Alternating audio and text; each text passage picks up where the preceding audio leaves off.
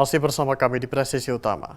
Pemirsa Personil Babin Kaptipas Desa Balikpapan, Polres Lombok Timur Bribka Agus Salim, melaksanakan bakti sosial dengan membangun rumah bagi warga Dusun Imba Abak Joana.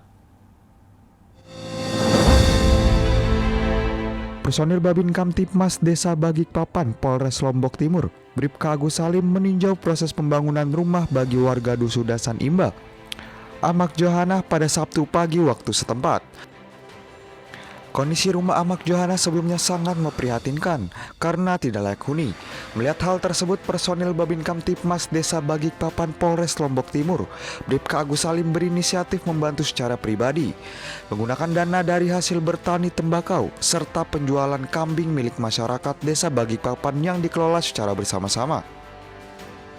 Dalam kesempatan tersebut, Bribka Agus Salim meninjau langsung progres pembangunan rumah yang saat ini sudah memasuki tahap pemasangan tembok serta kusen pintu dan jendela. Diperkirakan pembangunan rumah tersebut dapat selesai dalam 2 minggu ke depan. Melalui kegiatan ini, selain terjalin hubungan silaturahmi yang baik, juga tumbuh rasa kebersamaan, kepedulian, serta semangat gotong royong di tengah masyarakat. Hal ini diharapkan dapat semakin meningkatkan kepercayaan masyarakat terhadap Polri sekaligus memperkuat pemeliharaan Kamtipmas di wilayah Desa Balikpapan. Dari Humas Polres Lombok Timur melaporkan untuk Polri TV. Dan pemirsa, untuk mengetahui bagaimana seorang Babin Kamtipmas melaksanakan bakti sosial dengan membangun rumah bagi warga yang tak layak huni. Saat ini kita telah terhubung dengan Bribka Agus Salim, Babin Kamtipmas Desa Balikpapan, Polres Lombok Timur. Selamat sore Pak Agus. Selamat sore. Baik, bagaimana awal mula Anda mengetahui adanya rumah warga yang tak layak huni ini, Pak? Baiklah, terima kasih bahwa selaku Babin Kamtipmas tentunya kita mengadakan door to door system ya, DDS. Itu kita lakukan 1 kali 24 jam sehingga dari tahun 2022 saya tugas sebagai Babin Kamtipmas di Desa Balikpapan. Kebetulan tahun 2023 kemarin menemukan salah seorang warga atas nama Amak Joana ya, yang alhamdulillah saat ini sedang kita bangunkan rumah layak huni ya, karena kondisi rumahnya yang benar-benar tidak layak untuk dihuni ya, karena atapnya bocor, tidak ada dinding ya, jadi kalau hujan tentu akan bocor ya, kalau malam pun dingin. Jadi alhamdulillah atas apa yang kita temukan di bawah di masyarakat, hanya kita inisiatif untuk berusaha untuk membantu. Dan dapat dijelaskan seperti apa kondisi rumah tersebut, Pak? Kondisi rumahnya sebelum kita rehab kemarin, ya kebetulan saya berada di lokasi saat ini. Ya, jadi atapnya pun bocor ya, kalau hujan pasti bocor.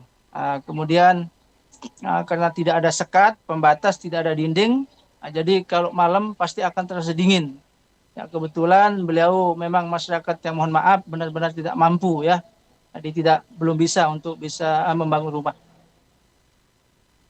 Adakah kriteria khusus untuk rumah tak layak huni yang akan dibantu, Pak? Seperti pengalaman sebelumnya bahwa rumah yang dikategorikan yang patut untuk kita bantu adalah yang benar-benar tidak layak untuk dihuni ya, seperti yang saat ini kita lakukan untuk pembangunannya. Yang terutama itu adalah atapnya ya, kalau atapnya bocor tentu tidak bisa ditempati ya, kurang baik untuk dihuni ya. Kemudian seperti saat ini tidak ada sekat atau dinding ya, tentunya kalaupun malam hari musim penghujan tentu akan sangat dingin ya. Jadi saya rasa itu sangat tidak layak ya untuk dihuni atau ditempati. Dan dari manakah anggaran atau dana untuk membangun rumah tak layak huni ini, Pak? Kebetulan alhamdulillah saya selaku Babin Kamtipmas juga bertani ya. Selepas dinas saya bertani di rumah gitu.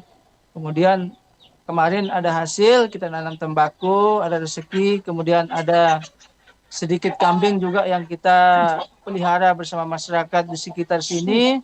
Itu kita jual beberapa ekor ya.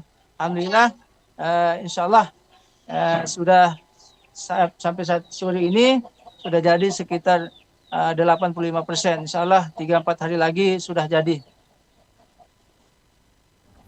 Berapa estimasi waktu dan biaya dalam pembangunan rumah tak layak huni ini, Pak?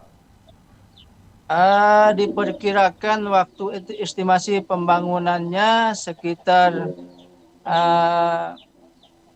hari atau 17 hari. Ini sudah berjalan sekitar 13 hari yang sekarang. Insya Allah 3 atau 4 hari lagi sudah dipasang atap dan bisa ditempati insya Allah. Dan untuk perkiraan biaya dari awal, dari pengerjaan pondasi sampai dengan pemasangan atap atau kita serahkan pintu besok, insya Allah sekitar 19 atau 20 juta. Dan pesan kepada masyarakat untuk saling bergotong royong dan berbagi dalam kehidupan sosial, Pak. Silakan.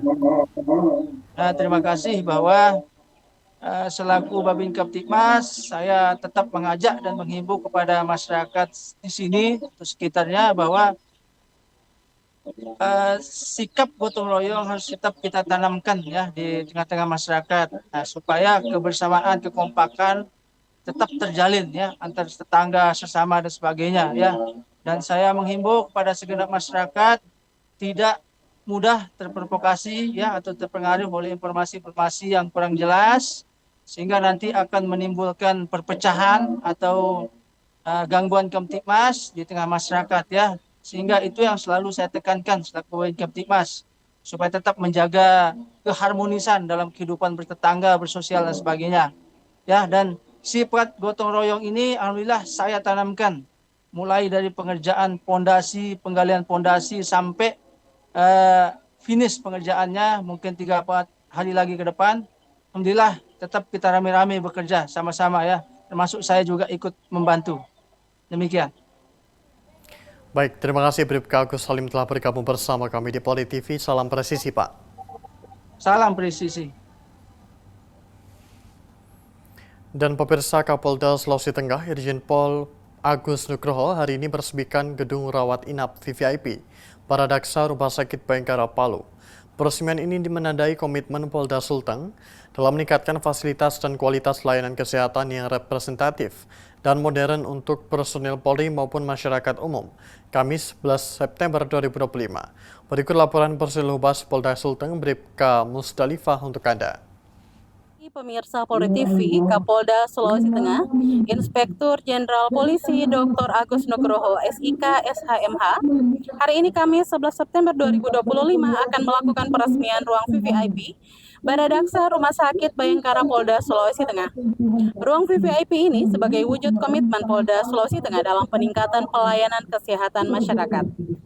Dalam kesempatan ini, Kapolda Sulawesi Tengah juga akan melakukan penandatanganan prasasti 6 bangunan yang ada di lingkungan Polda Sulawesi Tengah, di antaranya Rumah Dinas Batalion A Pelopor Toli-Toli, Rumah Dinas Batalion B Pelopor Banggai, Rumah Dinas Batalion C Pelopor Morowali Utara, Puragiri Bayangkara Polda Sulawesi Tengah, Gereja Oikumene Rapuji Tupu Polda Sulawesi Tengah, Poliklinik Polres Donggala. Dari depan Rumah Sakit Bayangkara Polda Sulawesi Tengah, saya Bribka Musdalifah melaporkan untuk Polri TV.